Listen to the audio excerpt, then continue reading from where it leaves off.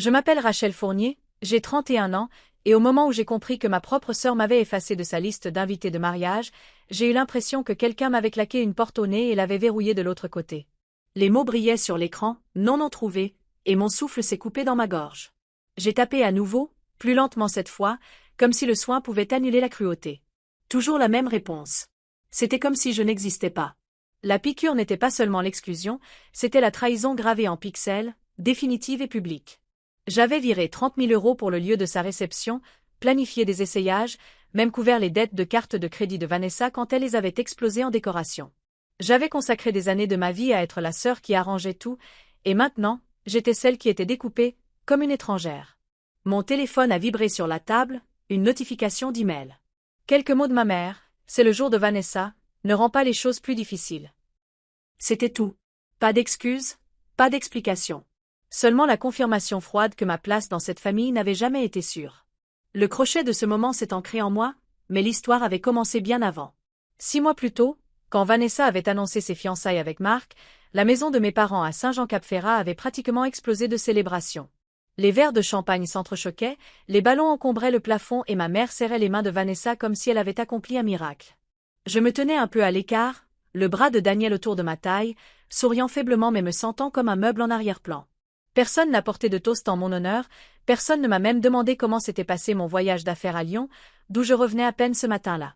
Pourtant, quand Vanessa a rayonné et dit « Rachel, tu peux m'aider avec la compte ?» Juste le temps que la prime de Marc arrive. J'ai hoché la tête sans hésiter. C'était le début des 30 000 € que je ne reverrai jamais. À l'époque, cela ne semblait pas un sacrifice, mais un devoir. J'avais toujours été celle qui intervenait quand Vanessa ruinait sa cote de crédit en achetant des meubles qu'elle ne pouvait pas se permettre, quand elle insistait pour un voyage prénuptial dans le Bordelais pour une dégustation de vin pour laquelle elle n'a pas payé un centime, même quand elle a exigé une robe de créateur importée de Milan que j'ai organisée via un de mes clients. Chaque fois, elle promettait de la gratitude, et chaque fois, ses remerciements étaient avalés par la demande suivante. Ma mère appelait ça « maintenir la paix ». Mon père appelait ça « aider la famille ». Mais j'ai commencé à voir ce que c'était vraiment, un favoritisme si flagrant qu'il n'avait plus besoin de se cacher. Daniel m'avait prévenu. Je me souviens encore de sa voix, basse mais ferme, alors que nous étions dans notre appartement à Nice, un soir après que j'ai viré 10 000 € de plus pour couvrir la compte du photographe. « Rachel, » avait-il dit, « à quel moment l'amour devient-il de la manipulation ?» Je l'avais repoussé, me disant que c'était temporaire, me disant qu'une fois le mariage passé, une fois Vanessa installée, peut-être que les choses seraient différentes. Mais dans ma poitrine, je sentais la vieille douleur familière d'être utile, jamais chérie. L'incident de la liste de mariage fut le moment où tout s'est cristallisé. Nous étions assis sur le canapé, mon ordinateur portable en équilibre sur mes genoux, cherchant un cadeau qui pourrait encore montrer de la bonne volonté malgré le ressentiment qui couvait en moi. Daniel s'est penché, suggérant une carafe en cristal. J'ai tapé nos noms sous l'onglet RSVP pour confirmer les détails d'expédition. La page s'est rafraîchie, et en gras. Liste d'invités finalisée, non trouvé. J'ai cligné des yeux, ma poitrine se serrant. Et c'est encore. À la même réponse. Daniel m'a pressé de chercher son nom. Effacé aussi. J'ai fait défiler ligne après ligne, des amis d'université, des partenaires commerciaux de mon père, même l'ancienne colocataire de Vanessa qui s'était moquée de moi en face. Tout le monde était là, sauf nous. Le choc n'était pas l'absence, c'était la confirmation de quelque chose que j'avais toujours su mais jamais dit à voix haute. Dans cette famille, j'étais pratique jusqu'à ce que je ne le sois plus. Je suis restée figée, fixant l'écran, jusqu'à ce que mon téléphone vibre. L'objet de l'email disait « Le jour de Vanessa ». Je l'ai ouvert, la gorge en feu. Seulement quelques mots de ma mère, dénués de chaleur. « C'est le jour de Vanessa », ne rend pas les choses plus difficiles. Pas de « bisous maman », pas d'explication, juste un ordre d'accepter mon effacement. Daniel a lu par-dessus mon épaule, sa mâchoire se crispant. « C'est tout ce qu'elle a à dire », murmura-t-il. J'ai fermé l'ordinateur portable, le son résonnant comme une porte qui claque. Je me suis dirigée vers la fenêtre, regardant la baie des Anges briller sous le soleil de fin d'après-midi. Des paddleboarders glissaient sur l'eau, des couples se promenaient main dans la main. La vie à l'extérieur pulsait de normalité, mais la mienne avait basculé. Daniel se tenait derrière moi, son reflet dans la vitre. Il a touché doucement mon épaule. « Tu as payé pour ce lieu, Rachel. Tu l'as porté pendant des années. Et maintenant, elle te supprime comme si tu étais une inconnue. » Je ne pouvais pas répondre. Le silence pesait sur ma poitrine, plus lourd que les mots. Mon esprit a tournoyé, revisitant des années de fierté ravalée. Le programme MBA d'HEC Paris que j'ai refusé à 24 ans parce que ma mère m'avait supplié de rester près d'elle pour le bien de Vanessa. Le prêt que j'ai pris sur mes économies pour effacer le solde de la carte de crédit de Vanessa à 26 ans. Les Noëls où mes cadeaux étaient déballés sans y penser, tandis que les siens étaient paradés avec gratitude. Pièce par pièce, j'avais construit une maison de sacrifice, et maintenant, ils avaient claqué la porte et m'avaient enfermé dehors. Je me suis tournée vers Daniel, mes yeux fixes malgré la tempête à l'intérieur. Elle ne m'a pas seulement coupé, moi, ai-je murmuré. Elle nous a coupés, nous. Il a hoché la tête, sa voix se durcissant. Alors, qu'est-ce qu'on fait? Pour la première fois, ma réponse n'était pas de réparer, de supplier, ou de me taire pour la paix. Je me suis rassise, j'ai pris une gorgée de mon café oublié. Son amertume m'a ancrée. On ne supplie pas, ai-je dit doucement. Pas cette fois. Le climatiseur ronronnait, remplissant le silence. Daniel s'est assis à côté de moi, toujours à m'observer, toujours en attente, sa foi en moi inébranlable même lorsque la mienne vacillait. Quelque part au fond de moi, sous la douleur, j'ai senti le faible contour de quelque chose de plus tranchant s'élever. Pas de la rage, pas du chagrin.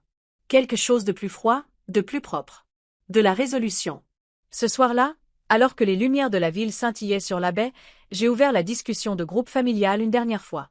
Des photos des essayages de la robe de Vanessa, des menus du dîner de répétition, des mises à jour de la liste d'invités défilaient. Mes commentaires, spartiates, ignorés, remontaient à des mois. Sans hésitation, j'ai appuyé sur « quitter la conversation ». La bulle a disparu, et avec elle, le dernier lien qui me retenait à leur spectacle. Daniel a pris ma main, son pouce caressant mes jointures. « Fier de toi ?» a-t-il murmuré. Je n'ai pas répondu. J'ai juste serré sa main en retour, mon regard fixé sur l'horizon où la dernière lumière se fondait dans l'eau. Pour la première fois depuis des années, le silence ne ressemblait pas à une défaite. Il ressemblait au début de la liberté. Et pourtant, même en essayant de m'accrocher à ce calme fragile, une pensée s'est insinuée en moi. Ce n'était pas fini. L'effacement n'était pas la fin. C'était la première coupure, le premier acte d'un drame qui allait se dérouler d'une manière que personne d'entre nous n'avait prévue.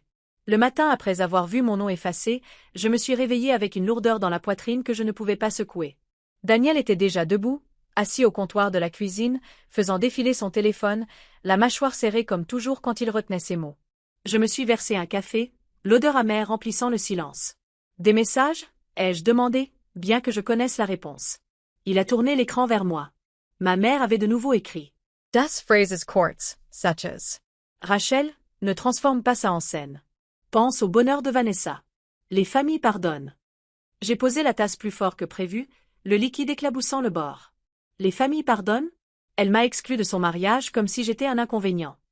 Ma voix s'est brisée sur le dernier mot, mais j'ai soutenu le regard de Daniel. Il ne m'a pas dit de me calmer, ne m'a pas dit que je surréagissais. Il a juste dit, tu n'es pas obligé de les laisser te faire ça à nouveau. Je voulais le croire, mais mon cœur me ramenait en arrière, vers des souvenirs que je n'avais jamais démêlés. Je me suis souvenu d'avoir 10 ans, tenant ma lettre d'acceptation à un programme de musique pour surdoués, mon visage rayonnant. Vanessa, alors âgée de 6 ans, faisait une crise de colère parce qu'elle voulait mon violon pour elle. Ma mère s'est accroupie, lui a caressé les cheveux et m'a dit doucement « Rachel, laisse ta sœur briller cette fois. Tu auras d'autres occasions. » C'est devenu le refrain de ma vie. Laisse-la briller, laisse-la avoir ça, laisse-la prendre ce que j'avais gagné. Maintenant, des décennies plus tard, je regardais la preuve sur un écran d'ordinateur. J'avais été effacé pour qu'elle puisse briller encore plus fort. Daniel a contourné le comptoir et a fait glisser un papier plié sur le granit. J'ai imprimé ça hier soir. Le reçu du virement pour les 30 000 €. Mes yeux ont brûlé en le regardant. Mon nom, mon compte, la preuve froide de ce que j'avais donné. Il a touché ma main. Tu n'es pas folle. Tu n'imagines pas ça. Tu as payé pour sa célébration, et elle t'a quand même exclu. J. Pence AUX Publications Instagram de Vanessa. La somptueuse fête de fiançailles près de Nice, avec des lustres brillants comme dans un palais. Le voyage de dégustation de vin dans la région de Bordeaux. La robe qu'elle avait fait venir d'Italie. Chaque légende débordait de gratitude, taguant son fiancé, ses demoiselles d'honneur, son organisateur. Pas une seule fois elle ne m'a tagué. Pas une seule fois elle n'a écrit mon nom. Le silence dans ma poitrine semblait plus lourd que la tasse de café dans ma main. Je voulais crier, mais à la place, j'ai murmuré. Peut-être que je n'ai jamais été une sœur pour elle. Peut-être que j'étais juste un compte en banque. Les bras de Daniel m'ont entouré avant que les larmes ne viennent. Plus maintenant, a-t-il murmuré. Sauf si tu continues à les laisser faire. Nous sommes restés là, dans la pénombre de l'appartement, le bourdonnement du réfrigérateur seul bruit. Mon téléphone a de nouveau vibré. Un autre email, de mon père cette fois. Rachel, nous ne voulons pas discuter de ça davantage. Vanessa Law Pigs. Ne perturbe pas le mariage. Sois une bonne fille. Les mots se sont brouillés devant mes yeux. Sois une bonne fille. Combien de fois avais-je entendu cette phrase, tordue pour signifier silence, sacrifice, conformité? J'ai repoussé le téléphone. Je ne peux plus faire ça, ai-je dit. Daniel s'est reculé juste assez pour me regarder, son regard ferme. Alors ne le fais pas. Partons. Éloignons-nous avant qu'il ne t'humilie encore. Lady, M.A. Surprise. Partir. Pas seulement de la discussion de groupe familial, mais de tout. La ville, le bruit, les obligations. Aller où? Ai-je demandé. Il a souri faiblement, comme s'il attendait que je pose la question. N'importe où. Quelque part où ils ne peuvent pas t'atteindre. Quelque part où tu peux respirer. J'ai pensé aux magazines de voyage sur papier glacé que je gardais sur l'étagère, ceux que je n'avais jamais le temps d'ouvrir. Des pages d'eau turquoise et de sable blanc, des tables dressées sous l'océan avec des poissons glissant à côté. Les Maldives, ai-je murmuré avant de pouvoir m'arrêter. J'ai toujours voulu voir les bungalows sur l'eau. Les yeux de Daniel se sont illuminés d'une résolution tranquille. Alors, les Maldives. À midi, nous parcourions les vols, cliquions sur des photos de villas avec des planchers de verre, des terrasses privées s'étendant dans la mer. J'ai senti une lueur de quelque chose que je n'avais pas ressenti depuis des années, l'anticipation. L'idée de faire quelque chose non pas pour Vanessa, non pas pour mes parents, mais pour moi. Ce soir-là, en faisant ma valise, glissant des robes d'été et des sandales dedans, j'ai aperçu une boîte à chaussures sur l'étagère supérieure de mon placard. À l'intérieur se trouvaient de vieilles lettres. Ma lettre d'acceptation à HEC Paris, jamais utilisée. Des notes de clients louant mon travail de début de carrière. Des moments que j'avais mis de côté pour des urgences familiales. Chacun était un rappel de ce que j'avais sacrifié. Mes mains tremblaient en refermant le couvercle. J.E. Annie Le Porteres Plus. Daniel a remarquement en silence. Ça va? J'ai hoché la tête, mais ma voix était plus ferme que ce que je ressentais. J'en ai fini d'être effacée. Le lendemain matin, alors que notre vol décollait de Nice, j'ai regardé la ligne d'horizon rétrécir sous les nuages. Pour la première fois, je ne me sentais pas attachée à elle. Je ne me sentais pas coupable. Je me sentais libre. Le voyage s'est étiré, de longues heures à travers les océans. Mais quand nous avons atterri, le monde s'est déployé dans des couleurs que je n'avais jamais vues. Une aussi claire qu'elle semblait irréelle. Des palmiers se balançant sous un ciel peint d'or. Un hors-bord nous a emmenés à travers le lagon jusqu'à l'hôtel, les embruns frais sur mon visage. Le personnel nous a accueillis avec des serviettes fraîches et des cocktails, m'appelant par mon nom comme si ma présence était une évidence. Notre villa était perchée au-dessus de l'eau, les baies vitrées s'ouvrant sur un horizon qui semblait infini. Je suis sortie sur la terrasse, l'océan scintillant en dessous, et pour la première fois depuis des mois, j'ai senti le poids se lever de ma poitrine. Daniel a passé un bras autour de moi, sa voix basse. Ça valait déjà le coup. J'ai ri doucement, les larmes me piquant les yeux. Plus que le coup. Ce soir-là, nous avons dîné sous l'océan, les murs de verre autour de nous animés par des poissons dérivant dans la lumière bleue. Les flammes des bougies vacillaient sur le sourire de Daniel alors que nous trinquions. À notre choix, a-t-il dit. J'ai levé mon verre, ma voix ferme. À la liberté. J'ai pensé à Vanessa, alors, posant dans sa robe pour des photos, mes parents s'agitant à ses côtés. Et j'ai réalisé quelque chose de tranchant et de libérateur. Elle pouvait avoir ses lustres, ses photos parfaites. J'avais la mer. J'avais le silence. J'avais la vérité. Quand nous sommes retournés à la villa, j'ai ouvert Instagram une dernière fois, j'ai pris une photo de l'océan brillant sous la lune et j'ai tapé une légende sans hésitation, heureuse de ne pas avoir été invitée. Il s'avère que j'ai la meilleure place. J'ai posé le téléphone, face contre table, et j'ai laissé les vagues me bercer jusqu'au sommeil. Mais même dans ce calme, je savais que l'histoire n'était pas terminée. Le monde de Vanessa était trop fragile pour tenir sans moi, et les fissures trouvent toujours leur chemin vers la surface. La première matinée aux Maldives ressemblait à une entrée dans une autre vie. La lumière du soleil se déversait à travers les rideaux voilés, se dispersant sur l'eau turquoise sous notre bungalow. Je me suis étirée sur le lit, le léger bruit des vagues sous le plancher me rappelant que j'étais loin de Nice, loin des emails froids et des noms effacés. Daniel était déjà sur le balcon, appuyé contre la balustrade avec une tasse de café, ses cheveux ébouriffés par la brise marine. Il s'est tourné alors que je sortais, son sourire doux mais stable. « Tu as dormi » dit-il, presque surpris. J'ai réalisé qu'il avait raison. C'était la première fois en des semaines que je sombrais dans le sommeil sans me réveiller en panique. Nous avons commandé le petit déjeuner sur la terrasse, des fruits tropicaux scintillant sur un plateau, des croissants chauds sortis du four, un café riche et noir. Pendant que nous mangions, Daniel a sorti son téléphone de sa poche. « Rachel, ça a déjà commencé ?» Ma poitrine s'est serrée. Il m'a montré l'écran. Des extraits de la répétition du mariage de Vanessa, postés par des invités. Au début, tout semblait parfait, la robe de satin, les arches florales, la musique qui montait. Mais ensuite, des chuchotements ont rempli la section des commentaires. Où est sa sœur? N'est-ce pas Rachel qui a payé pour ça? Un autre clip montrait Marc sortant en trombe du dîner de répétition, son expression dure, sa cravate desserrée autour de son cou. Les invités murmuraient, les caméras s'inclinaient, les légendes fleurissaient. Drame au mariage Fournier. J'ai porté une main à ma bouche, le goût de la mangue soudainement acide. Ça commence, ai-je murmuré. Daniel a posé le téléphone, couvrant ma main de la sienne. Et tu n'es pas là pour arranger les choses cette fois. Nous avons passé l'après-midi au spa, nos corps s'enfonçant dans des huiles chaudes et une musique douce. Mais même alors que la masseuse dénouait la tension de mes épaules, mon esprit rejouait les images. La mâchoire serrée de Marc, le sourire désespéré de Vanessa. Je me suis souvenu de toutes les fois où elle avait rejeté la faute, pleurant jusqu'à ce que je lui donne de l'argent ou des excuses. Mais cette fois, je n'étais pas dans la pièce, et sa toile s'effondrait sans moi. Ce soir-là, Daniel m'a surprise avec une croisière au coucher du soleil. Le bateau glissait en pleine mer, des verres de champagne à la main, l'horizon se teintant de rose et d'or. Un musicien jouait doucement sur le pont pendant que des dauphins bondissaient dans les vagues devant nous. Je me suis laissé aller à la beauté, laissant l'air salin emporter l'amertume qui s'accrochait à moi. Pendant quelques heures, j'ai ressenti quelque chose proche de la paix. Jusqu'à ce que mon téléphone vibre à nouveau. Contre mon meilleur jugement, j'ai vérifié. Une vidéo était devenue virale. Vanessa dans sa robe de répétition, des larmes striant son maquillage, sa voix stridente. Ce n'est pas de ma faute. Quelqu'un l'a montée contre moi. Les commentaires étaient brutaux. Elle a exclu sa sœur après lui avoir pris son argent. Le karma est réel. Un autre lisait, justice pour Rachel. Imagine supprimer ton propre sang de ton mariage. Mon nom effacé, clignotait sur des milliers d'écrans. J'ai reposé le téléphone, les mains tremblantes, fixant l'océan comme s'il pouvait me stabiliser. Il se retourne contre elle, ai-je murmuré. Le bras de Daniel m'a entouré, sa voix basse. Parce que la vérité finit toujours par éclater, Rachel. Tu n'as pas à lever le petit doigt. Quand nous sommes retournés à la villa, je me suis glissé dans la piscine qui surplombait la mer, l'eau fraîche contre ma peau échauffée. J'ai flotté sur le dos, les étoiles au-dessus comme des diamants éparpillés. Et j'ai réfléchi à ce que signifiait enfin lâcher prise.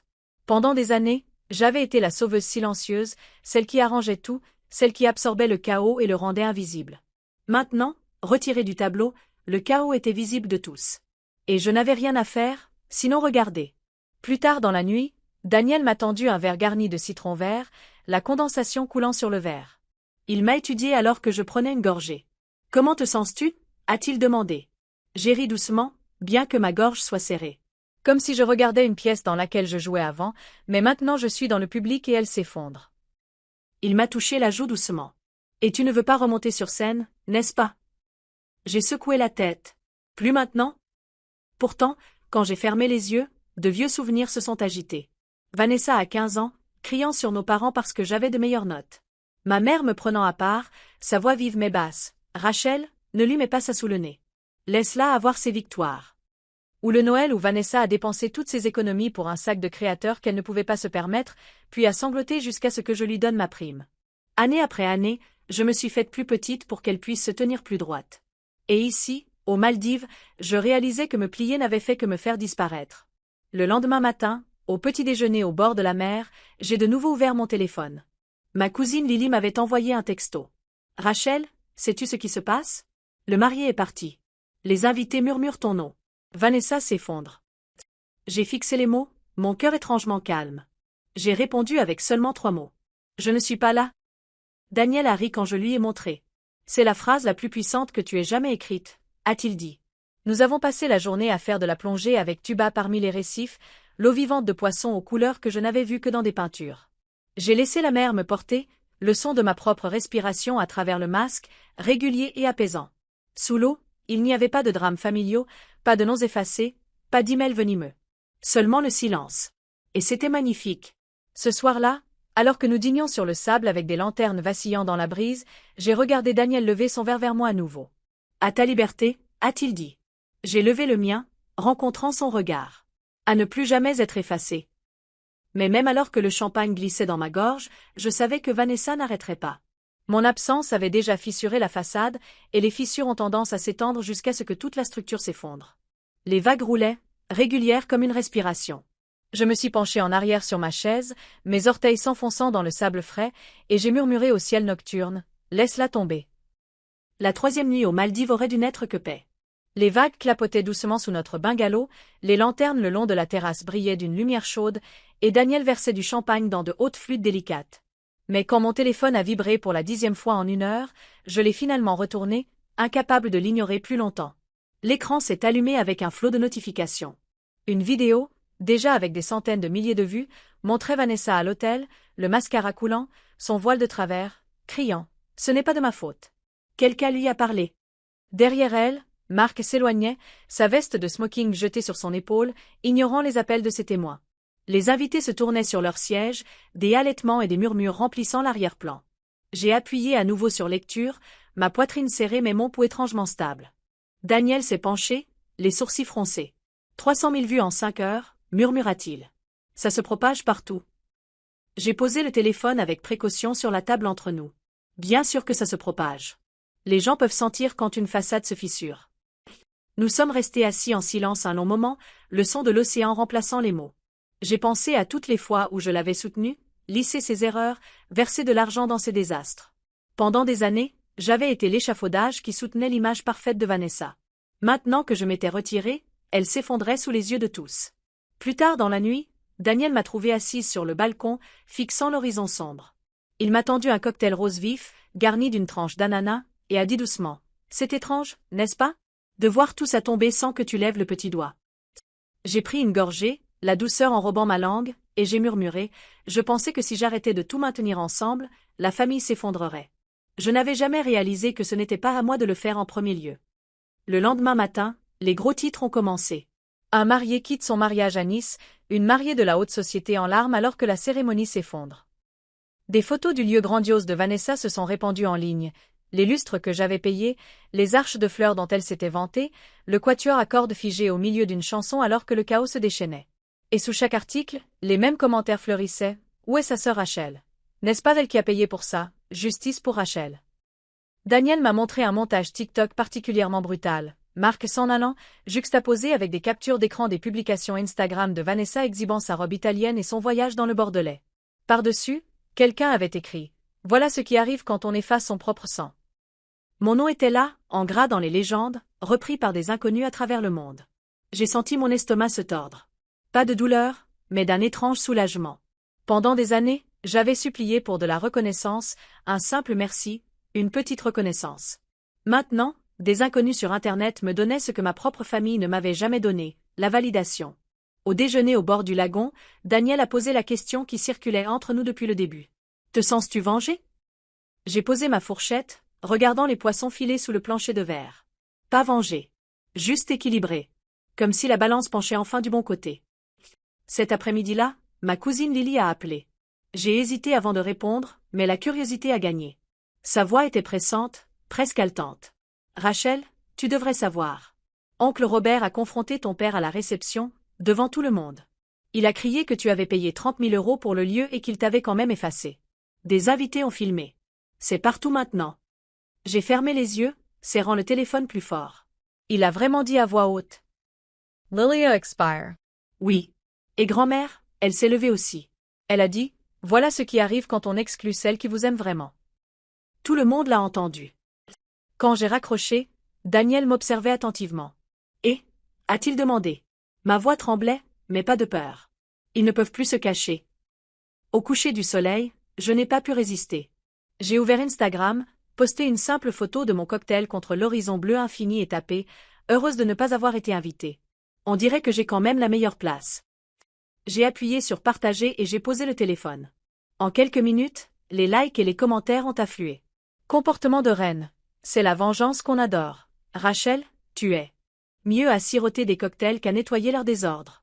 Alors que la marée montait, je me suis penchée en arrière sur ma chaise, la main de Daniel trouvant la mienne. J'ai pensé aux mots de ma mère, ne rend pas les choses plus difficiles, et j'ai réalisé qu'il n'avait plus de pouvoir. Je n'avais rien rendu plus difficile. Je m'étais simplement éloignée, et la vérité s'était révélée d'elle-même, sans moi. Cette nuit-là, alors que les étoiles parsemaient le ciel, j'ai murmuré à Daniel. Pour une fois, je ne me sens pas effacée.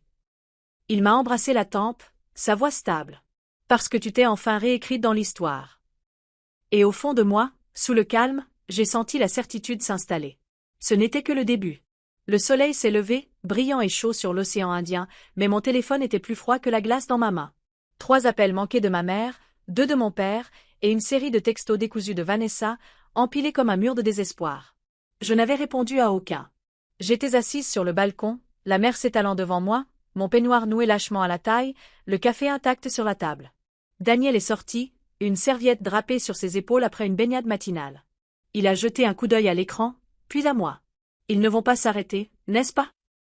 J'ai secoué la tête. Le dernier message de ma mère disait « Rachel, tu dois penser à la réputation de notre famille.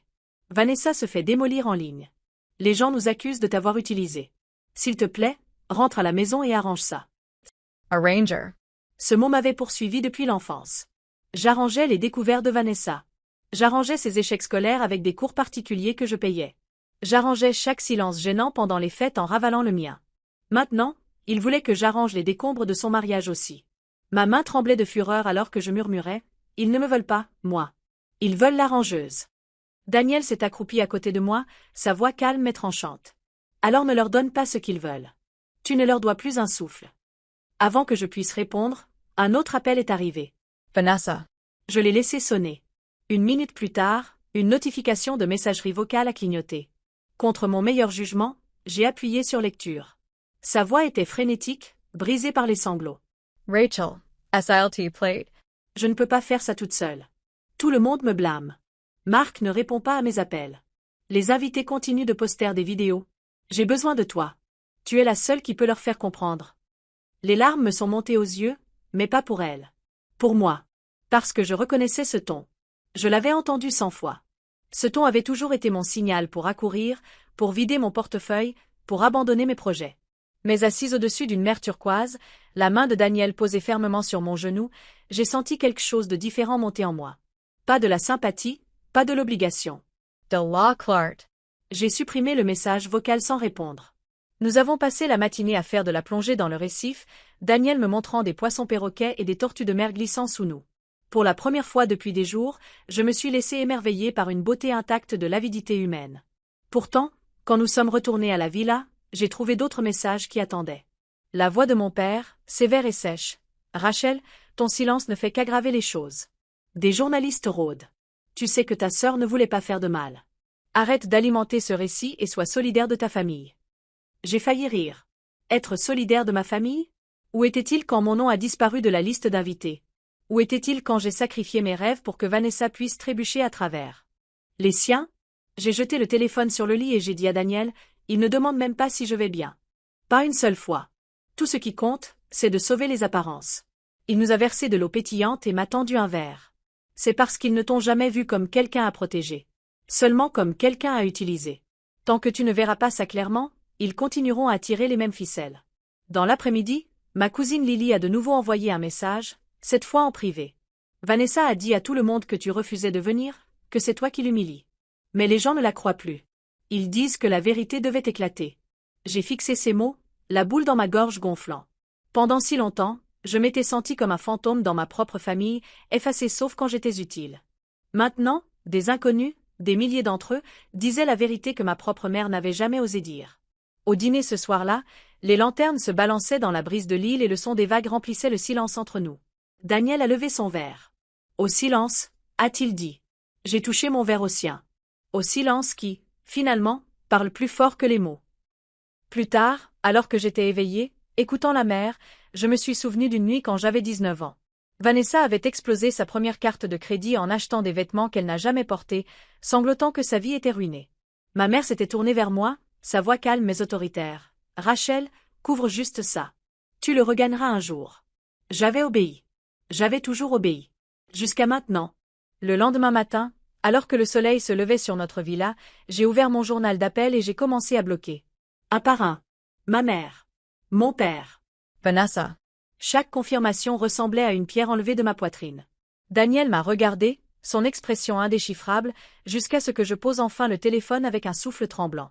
Ça semble plus léger, ai-je admis. Il a souri faiblement, écartant une mèche de cheveux de mon visage. Parce que tu as enfin fermé la porte qu'il te claquait au nez depuis des années. Maintenant, c'est toi qui tournes la clé. Je me suis blottie contre lui, l'air salin remplissant mes poumons, et j'ai murmuré, je n'ai plus besoin de les arranger. J'ai juste besoin de me libérer. Les vagues ont répondu, régulières et sûres, emportant mes mots vers la vaste mer indifférente. Pour la première fois, je les ai crus. L'air matinal aux Maldives était chaud et lourd de sel, mais la vibration de mon téléphone contre la table de chevet semblait plus froide que la glace. J'ai ignoré les 2 premiers appels, puis le 3e, jusqu'à ce que finalement, Daniel le prenne et jette un coup d'œil à l'écran. « C'est ta grand-mère », dit-il doucement. Je me suis figée. Grand-mère Hélène n'appelait jamais. Pas la nuit, pas avec ce genre d'insistance. Ma main tremblait en attrapant le téléphone. Sa voix était fragile, mais claire. « Rachel, ma chérie. » « J'espère que je ne te dérange pas. » Je me suis assise au bord du lit, agrippant les draps. « Bien sûr que non, grand-mère. »« Qu'est-ce qui ne va pas ?»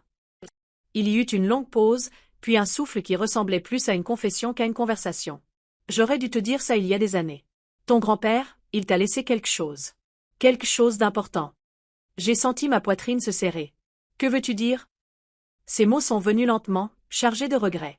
Avant de mourir, il a mis à jour son testament. Il voulait que tu aies la Villa des Pins à Deauville et ses parts dans la compagnie maritime Fournier. Il disait que tu étais la seule à comprendre la responsabilité sans exiger d'applaudissements. La pièce semblait basculer autour de moi. Mais maman a dit que tout était allé à elle et à tante Caroline. Je me souviens de la lecture du testament. La voix d'Hélène s'est brisée. C'était l'ancienne version. Ta mère était au courant de la nouvelle. Elle était dans la pièce quand il l'a signé. Mais quand il est mort, elle a présenté l'Ancien Testament à la famille. Elle a dit à tout le monde que c'était définitif. Et moi, son souffle s'est accroché, je ne l'ai pas arrêté. J'avais peur de déchirer la famille. J'ai pressé la paume de ma main contre mon front, les souvenirs revenant comme une marée. La façon dont maman s'emportait chaque fois que je posais des questions sur la Villa des Pins. Les regards en coin pendant les fêtes quand on parlait d'argent. L'insistance constante sur le fait que Vanessa avait besoin de plus. Tout prenait sens maintenant. Pourquoi me dis-tu ça maintenant? Ai-je murmuré. La voix d'Hélène était à peine audible. Parce que je ne peux plus le porter. Maître Eva Moreau, l'avocate de ton grand-père, a toujours la copie signée et notariée. Elle se prépare à la déposer au tribunal. Tu auras bientôt de ses nouvelles. Tu mérites de connaître la vérité, Rachel. Quand l'appel s'est terminé, je suis restée assise, figée, fixant le mur. Daniel s'est glissé sur le lit à côté de moi. Qu'est-ce qu'elle a dit? Ma gorge brûlait alors que je lui racontais. La maison, les parts, le testament cash. Le silence de ma mère, la culpabilité de ma grand-mère. Quand j'ai eu fini, le bras de Daniel était serré autour de moi, sa voix ferme. Il ne s'agissait jamais d'argent pour toi. Il s'agissait de la vérité. Et maintenant, tu l'as. Je voulais pleurer, mais à la place, j'ai ressenti quelque chose de plus tranchant. De la Clark. Je suis sortie sur le balcon, l'océan roulant sombrement sous les étoiles. Pendant des années, j'avais cru à la version de la réalité de ma mère, me pliant à ses définitions de l'amour et de la loyauté. Maintenant, avec un seul appel téléphonique, le cadre s'était largement fissuré. Le lendemain matin, un email d'Eva m'attendait dans ma boîte de réception. Rachel, le tribunal a officiellement accepté le dépôt.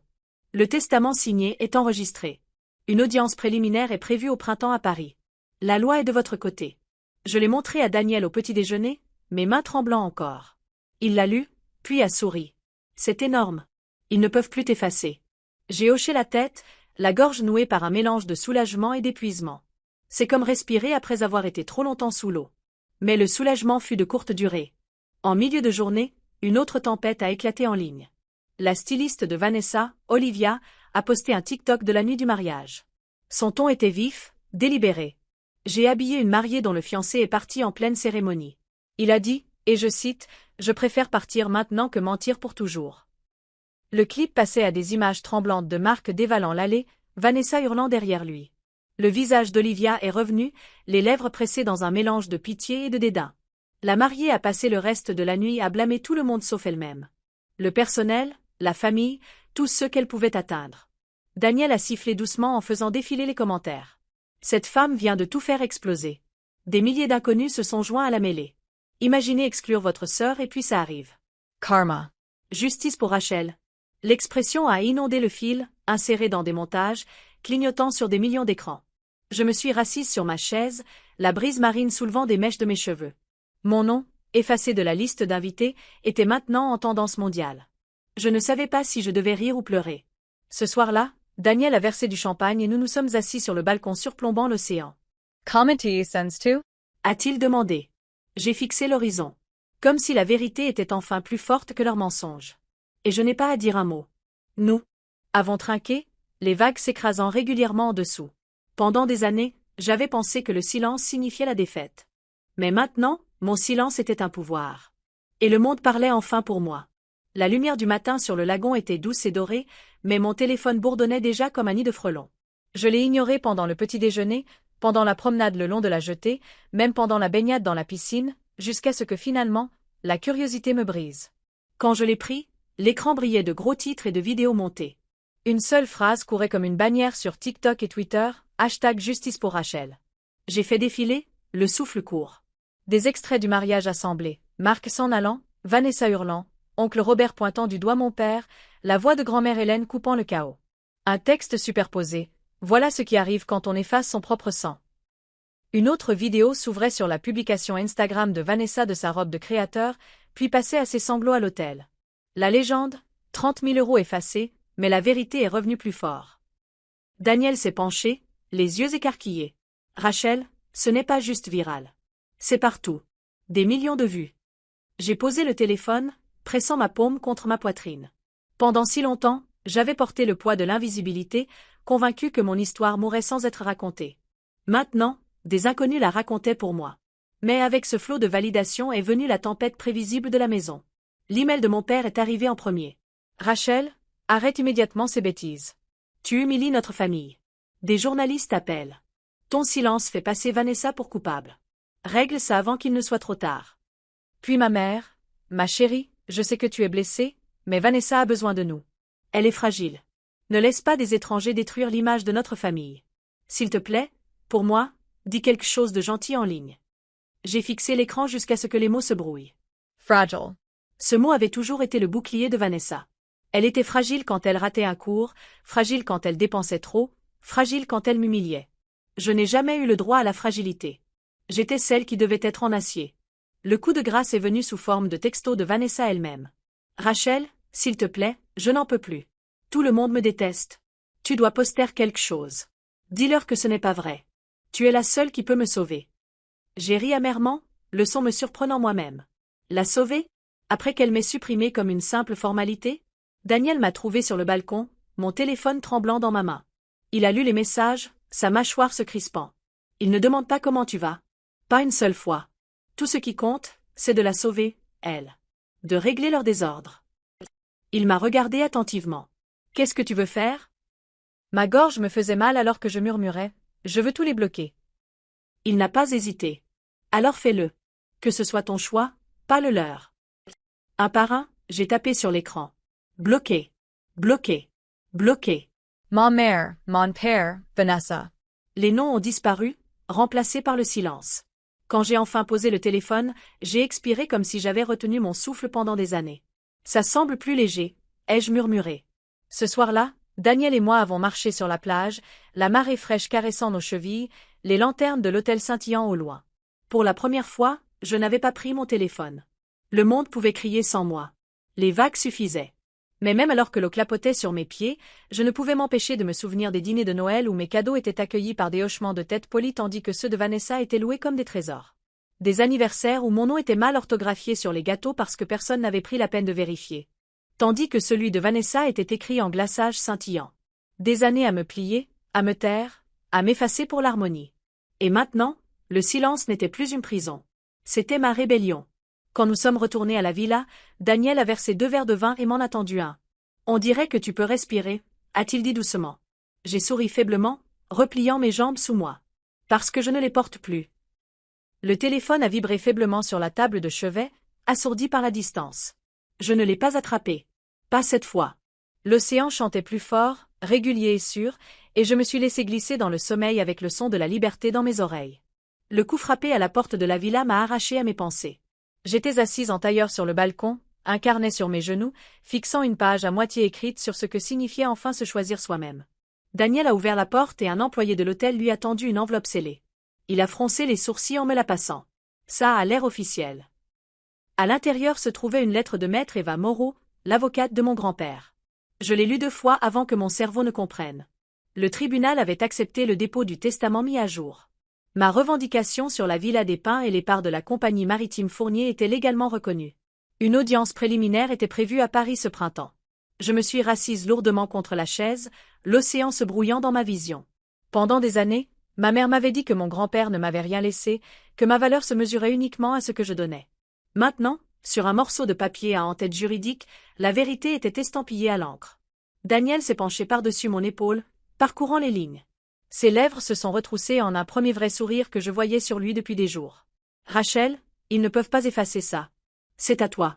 Ça a toujours été à toi. » Le soulagement se mêlait à l'épuisement. J'ai murmuré, « Pourquoi le fait de connaître la vérité me rend-il si fatigué ?» Il a embrassé le sommet de ma tête. « Parce que tu as porté des mensonges pendant trop longtemps. La vérité semble lourde au début, mais c'est la liberté. » J'ai repensé aux nuits où j'avais entendu mes parents chuchoter à propos des finances. Le ton sec de ma mère quand je posais des questions sur la villa des Pins. Le regard dédaigneux de mon père quand je faisais allusion à la compagnie maritime. Il ne m'avait pas seulement effacé d'un mariage, il m'avait effacé de mon propre héritage. Et maintenant, le papier dans mes mains brûlait comme la preuve que je n'étais pas folle. En milieu d'après-midi, Internet avait jeté de l'huile sur le feu. Un autre TikTok d'Olivia, la styliste, a fait surface. Cette fois, elle parlait avec une précision tranchante, les yeux froids.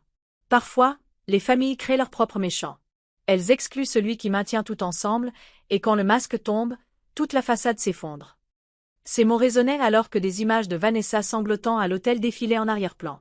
Les commentaires sont arrivés plus vite que je ne pouvais les lire. Elle a effacé sa sœur pour la notoriété. L'argent peut acheter des lustres, mais pas du caractère. Justice pour Rachel. Le hashtag est monté dans le top 5 des tendances mondiales au coucher du soleil. Daniel a fait défiler le fil en secouant la tête. Ils ont perdu le contrôle du récit. Les gens n'achètent plus l'histoire de Vanessa. J'ai enroulé la couverture de l'hôtel autour de mes épaules, fixant la mer. C'est étrange, dis-je doucement. Toutes ces années, je voulais qu'ils me voient, qu'ils me reconnaissent. Et maintenant, des inconnus du monde entier le font à leur place. Ce soir-là, nous avons dîné sous une canopée de lanternes. Le personnel de l'hôtel nous a accueillis avec chaleur, m'appelant par mon nom, offrant du champagne de la part de la maison.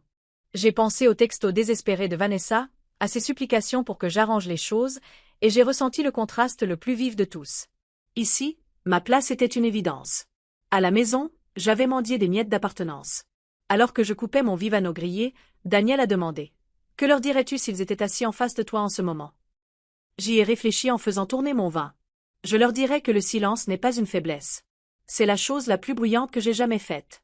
Et je n'y renoncerai pas. Quand nous sommes retournés à la villa, j'ai ressorti le carnet.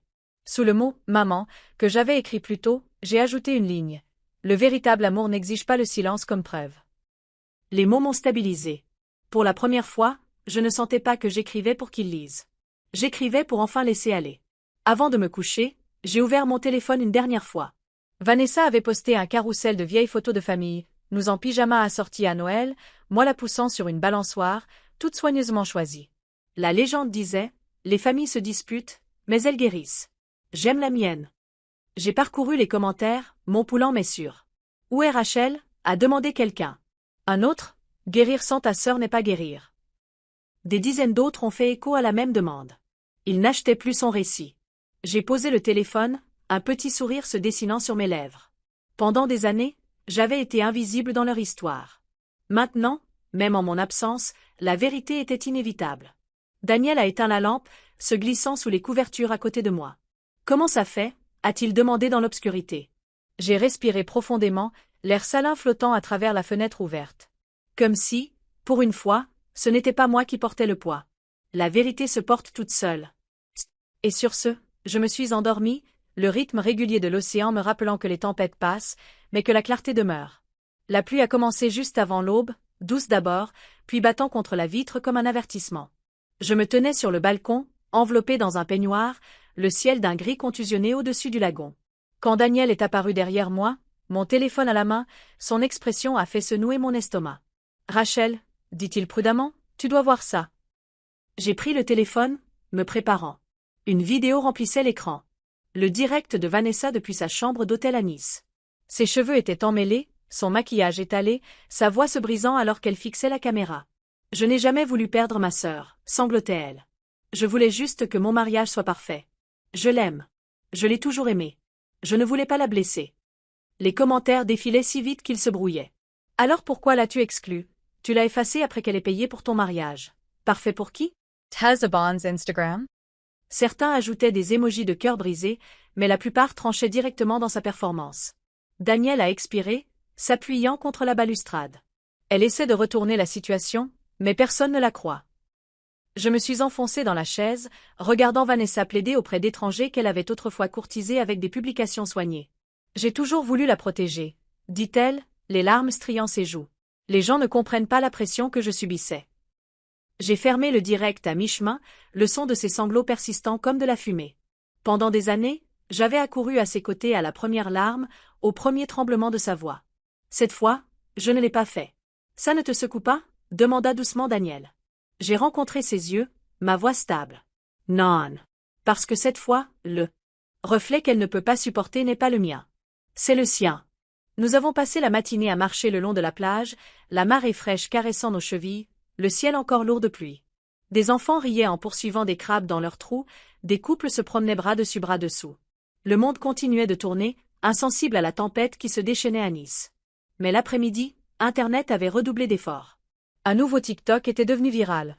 Un montage du direct sanglotant de Vanessa, de sa crise de nerfs à la répétition et du témoignage accablant d'Olivia, la styliste. En bas, en gras, voilà ce qui arrive quand on efface son propre sang. Le hashtag Justice pour Rachel a dépassé le million d'utilisations. Daniel a sifflé doucement en faisant défiler. Rachel, tu es en tendance dans les actualités internationales. Ce n'est plus seulement Nice maintenant.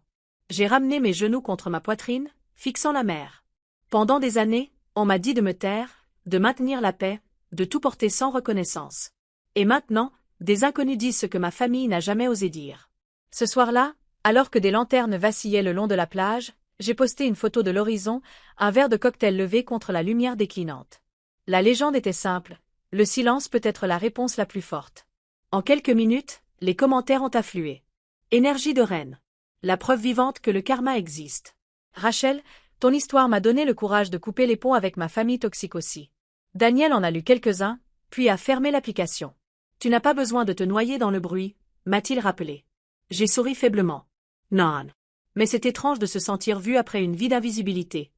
Cette nuit-là, allongée dans mon lit avec la pluie tapotant toujours sur le toit, j'ai murmuré dans l'obscurité. Pour une fois, je ne supplie pas d'être entendue. Le monde m'entend quand même. Daniel m'a serré contre lui, sa voix chaude contre mes cheveux. Et c'est la plus vraie des vengeances. Le sommeil est venu lentement, mais quand il est arrivé, il était profond. J'ai rêvé de la villa des Pins, son porche enveloppant brillant au crépuscule, la voix de mon grand-père résonnant. Tu as toujours été celle qui comprenait la responsabilité. Quand je me suis réveillée, la tempête était passée, et le ciel était de nouveau clair. L'océan scintillait sous le soleil, régulier et sûr, comme pour me rappeler qu'aucune tempête ne dure éternellement. L'email d'Eva est arrivé juste après midi, l'objet sobre, demande des médias. Votre choix. J'étais assise sur la terrasse de notre villa, l'océan scintillant, infini, bleu sous moi.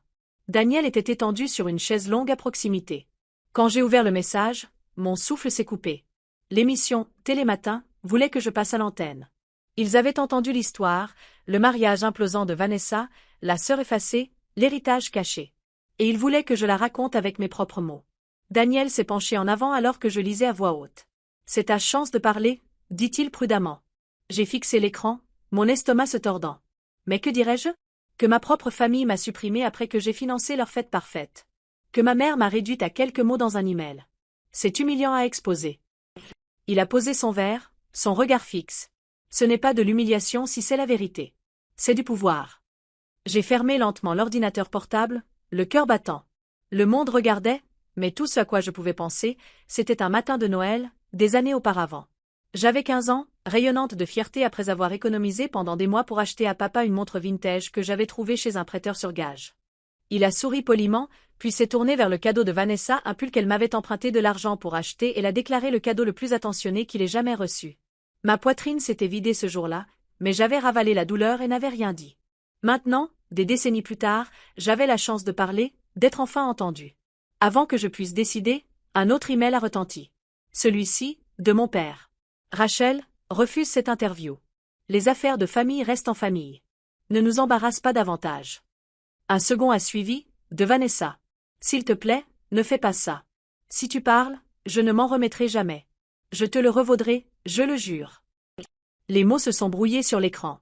J'ai pensé au nombre de fois où j'avais été dépeinte comme la traîtresse pour avoir simplement voulu de la reconnaissance. Maintenant, il voulait à nouveau le silence, présenté comme de la loyauté. Daniel a touché doucement mon épaule. Ils t'appelleront traîtresse de toute façon. Donc le seul choix, veux-tu vivre pour eux, ou pour toi? Ce soir-là, je me suis assise au bord de la piscine à débordement avec mon ordinateur portable ouvert, le curseur clignotant sur un brouillon de réponse, Télématin. Mes doigts planaient au-dessus des touches, tremblants. Je pouvais sentir le poids des exigences de ma famille peser sur moi. Mais en dessous, il y avait quelque chose de plus fort. Le battement régulier de ma propre voix qui s'élevait. Au lieu de répondre, j'ai ouvert la caméra de mon ordinateur portable et j'ai appuyé sur enregistrer. L'écran reflétait mon visage, les cheveux ébouriffés par la brise marine, les yeux clairs malgré la douleur intérieure. J'ai parlé lentement, chaque mot mesuré. Parfois, la vengeance, ce n'est pas de crier plus fort. C'est de s'éloigner et de laisser la vérité résonner. J'ai exposé les faits, la compte, les noms effacés, les quelques mots de ma mère. Je n'ai pas attaqué, je n'ai pas fait de rage. J'ai simplement dit la vérité, brute et sans fioriture. Quand j'ai eu fini, je suis restée assise en silence un moment, puis je l'ai mise en ligne sur YouTube avec le titre « Le silence parle ». En quelques heures, elle s'est propagée comme une traînée de poudre. TikTok a juxtaposé mon visage calme avec la crise de nerfs de Vanessa. Des tweets ont cité ma phrase sur la vengeance, la qualifiant de « la leçon de l'année ». Les commentaires ont afflué. Elle n'a pas crié, elle n'a pas supplié. Elle est juste partie. Et regardez qui s'effondre maintenant. Daniel a regardé les chiffres grimper, ses bras autour de moi alors que nous étions assis dans la lueur de notre villa. Tu vois? Tu n'avais pas besoin de leur scène. Tu as construit la tienne. À la tombée de la nuit, le hashtag avait changé. Hashtag le silence parle était en tendance aux côtés de hashtag justice pour Rachel. Des inconnus partageaient leurs propres histoires de rupture avec une famille toxique, me remerciant de leur avoir donné la permission. Alors que nous dînions sous une canopée de lanterne, mon téléphone a de nouveau vibré. Cette fois, c'était Eva. J'ai fixé une réunion avec le juge supervisant la succession de votre grand-père, lisez son email. Ils voudront vous voir à Paris la semaine prochaine. J'ai montré à Daniel, ma fourchette tremblant entre mes doigts. Il a serré ma main. C'est plus grand qu'un drame familial maintenant. C'est une question de justice devant un tribunal. Je me suis penchée en arrière, la brise marine rafraîchissant ma peau. Pour la première fois, je n'avais pas peur du combat à venir. Ma famille avait toujours essayé de m'effacer. Mais la loi, la vérité, le monde lui-même, il m'écrivait enfin de nouveau dans l'histoire. Les étoiles clignotaient au-dessus de nous, stables et infinies. J'ai levé mon verre vers Daniel, ma voix calme mais ferme. À rester debout. Il a trinqué le sien contre le mien, son. Surar certain. À ne plus jamais être effacé. Les gratte-ciel de Paris brillaient, froids et nets contre le ciel de Mars, alors que Daniel et moi sortions du taxi. L'air sentait les gaz d'échappement et la possibilité, un contraste saisissant avec les brises salées des Maldives. Mon estomac s'est noué alors que nous entrions dans l'élégant immeuble de verre où se trouvait le bureau de maître Eva Moreau. Elle nous a accueillis avec une poignée de main ferme, sa présence calme mais autoritaire, le genre de femme qui transportait des tempêtes dans son porte-documents et les appelait stratégie. Rachel, dit-elle chaleureusement en nous faisant entrer, il ne s'agit pas seulement d'un héritage. Il s'agit de fraude. Le dernier testament de votre grand-père est valide, notarié, et le tribunal l'a déjà reconnu. Votre mère l'a sciemment dissimulé. Cela change tout. Je me suis enfoncée dans le fauteuil en cuir, mon pouls battant la chamade. Alors c'est réel? La maison, les parts, c'est à moi? Eva a hoché la tête, ses yeux vifs. Ça a toujours été à vous. Ils ont juste essayé de vous effacer. J'ai fermé les yeux, des flashs de souvenirs me traversant l'esprit. La voix de ma mère balayant mes questions sur la villa des Pins. La façon dont mon père déviait chaque mention de la compagnie maritime. Le sourire suffisant de Vanessa quand elle se vantait de ce que la famille lui laisserait. Toute ma vie avait été présentée comme un sacrifice désintéressé, alors que la vérité était cachée derrière leur tiroir verrouillé. Daniel a pris ma main sous la table, la serrant une fois. Eva a ouvert un dossier et a étalé des documents sur le bureau. Voici le testament notarié. Voici l'ancienne version que votre mère a soumise. Les différences sont claires. La Villa des Pins et 30% de la compagnie maritime Fournier vous appartiennent. Ce n'est pas seulement une propriété, c'est du pouvoir. Le mot m'a donné un frisson. Le pouvoir. Je n'en avais jamais eu dans cette famille. Mais le pouvoir attire la résistance. Cet après-midi-là, le premier email est arrivé, de mon père. Rachel, si tu vas jusqu'au bout, Tu détruiras la réputation de notre famille. Laisse tomber maintenant, avant qu'il ne soit trop tard. Puis le message de Vanessa, s'il te plaît, n'insiste pas. Si tu m'aimes, tu ne m'humilieras pas après ce que j'ai déjà perdu. Leurs mots auraient dû me blesser. Au lieu de cela, ils m'ont endurci. Je me suis souvenu d'avoir 25 ans, on m'avait offert un poste dans une agence de marketing à Londres, la chance de construire une vie selon mes propres termes. Ma mère m'avait supplié de rester. Vanessa ne peut pas gérer la vie seule, Rachel. Tu es la seule qui peut la maintenir à flot. Alors je suis restée. J'ai renoncé à ma chance. Et qu'est-ce que cela m'a valu? Un nom effacé sur une liste d'invités.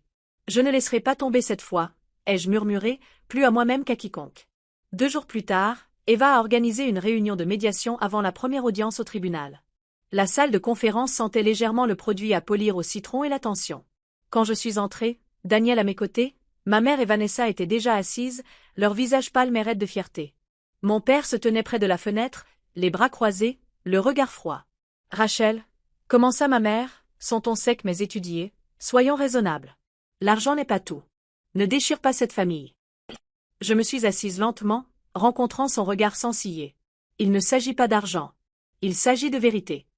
Le sang-froid de Vanessa s'est fissuré en premier. Elle a frappé la table de sa main, sa voix montant. Tu as toujours voulu me voler la vedette. Tu ne supportais pas que je sois la préférée. Je n'ai pas haussé la voix. J'ai simplement sorti de mon sac le testament notarié et je l'ai posé sur la table entre nous. Le silence qui a suivi était plus lourd que n'importe quel cri. Le visage de ma mère a perdu toute couleur, ses yeux se dardant vers la signature qu'elle avait autrefois prétendu ne pas exister. Mon père s'est agité, mal à l'aise, mais n'a rien dit. Pour la première fois depuis des années, je me sentais stable. Je n'avais pas besoin de supplier, pas besoin de me justifier. La vérité était là, en noir sur blanc, indéniable. La main de Daniel a effleuré la mienne sous la table, m'ancrant. Eva s'est penchée en avant, sa voix ferme. Le tribunal reconnaît ce document.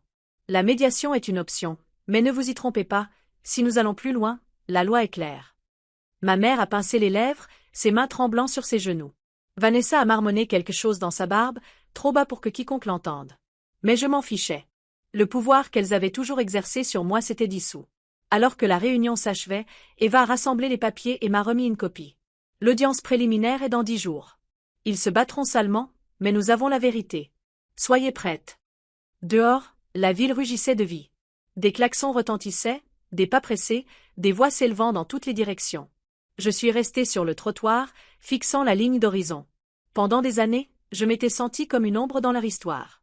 Maintenant, l'histoire était la mienne. Daniel a passé son bras autour de moi, sa voix basse.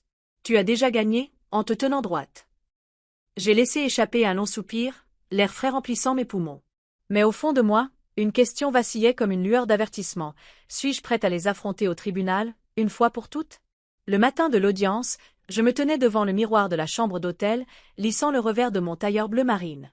Mes mains ne tremblaient que légèrement, mais mon reflet me semblait différent, plus calme, plus net, comme si toutes les années de silence s'étaient finalement condensées en acier. Daniel ajustait sa cravate derrière moi et a croisé mon regard dans le miroir. « Tu n'as rien à leur prouver, » dit-il doucement. « Tu dois juste te présenter. » Le palais de justice se dressait, haut et gris contre le ciel pâle, ses marches de pierre bondées de journalistes et de curieux. Les flashs des appareils photo ont crépité alors que nous montions, Eva marchant entre nous comme un bouclier. « Ignorez-les, » murmura-t-elle. « Concentrez-vous sur la vérité. » Mais je n'ai pas pu m'empêcher de remarquer les pancartes que tenaient certains inconnus, des captures d'écran de Vanessa en larmes, des titres sur le mariage ruiné, et en lettres grasses, « Justice pour Rachel ». À l'intérieur, l'air était feutré, lourd d'anticipation. Mes parents étaient assis, raides, à la table adverse, Vanessa à leur côté, le visage pâle sous une couche de maquillage, les yeux gonflés comme si elle n'avait pas dormi depuis des jours. Pour la première fois, elle ne semblait pas intouchable. Elle semblait acculée. Le juge a appelé l'affaire. Des papiers ont été brassés et Eva s'est levée pour parler. Sa voix était stable, chaque mot gravé avec précision.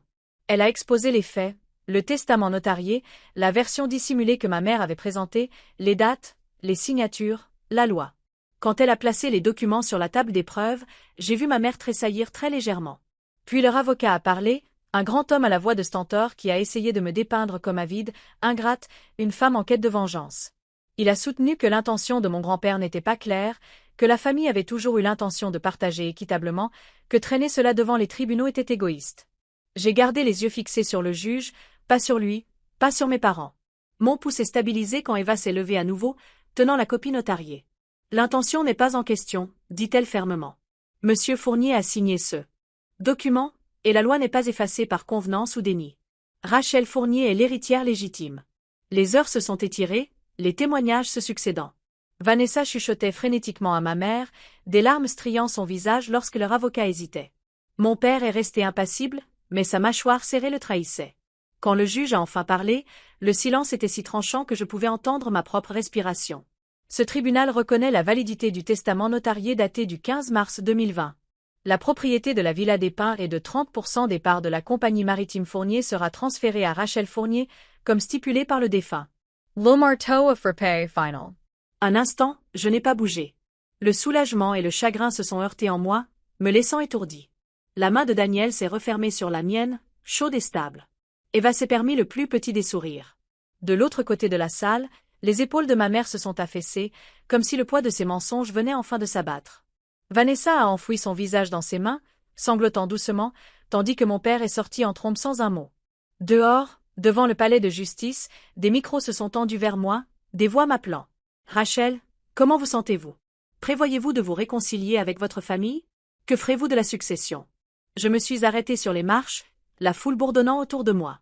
Pendant des années, j'avais été effacée, négligée, réduite au silence. Maintenant, le monde voulait ma voix. J'ai relevé le menton, parlant juste assez fort pour que les caméras les plus proches puissent m'entendre. Il ne s'agissait jamais de vengeance. Il s'agissait de vérité. Parfois, la chose la plus courageuse que nous puissions faire est d'arrêter de frapper à des portes qui ne s'ouvrent jamais. Et quand nous le faisons, nous voyons enfin celles qui nous étaient destinées depuis le début. Les mots ont ondulé à travers la foule, portés au-delà de moi. Pour une fois, je ne parlais pas pour me défendre. Je parlais pour tous ceux qui avaient un jour été effacés. Ce soir-là, Daniel et moi étions assis sur le balcon de notre nouvel appartement surplombant la baie des Anges. Les lumières de la ville scintillaient sur l'eau et l'air sentait le sel et le jasmin. Des papiers étaient soigneusement empilés sur la table à côté de nous, des documents prouvant ce qui était enfin à moi. Mais je n'en avais pas besoin pour me sentir entière. Je pensais que je serais triomphante, ai-je admis en sirotant mon vin. Mais ce que je ressens, c'est du calme. Daniel a souri faiblement. Le calme peut être une victoire aussi. J'ai pensé à la Villa des Pins, aux soirées sur le porche avec les histoires de mon grand-père, à la façon dont j'avais cru que l'amour devait se mériter par le sacrifice. J'ai pensé au mariage de Vanessa qui s'effondrait, à l'email de quelques mots de ma mère, au silence que j'avais choisi comme réponse. Et j'ai réalisé que la liberté n'était pas venue de leurs excuses. Elle était venue du fait de partir sans en avoir besoin. Quelques semaines plus tard, je me tenais en coulisses lors d'une conférence sur le leadership féminin à Nice. Le thème était la résilience, et l'organisatrice m'avait invité après que mon histoire se soit répandue. Mes paumes étaient moites, mais quand ils ont appelé mon nom, je suis entrée sous les projecteurs. La salle s'est tue, les visages tournés vers moi, dans l'attente. J'ai commencé avec les mots qui m'avaient porté, non est une phrase complète. Des murmures ont parcouru l'auditoire.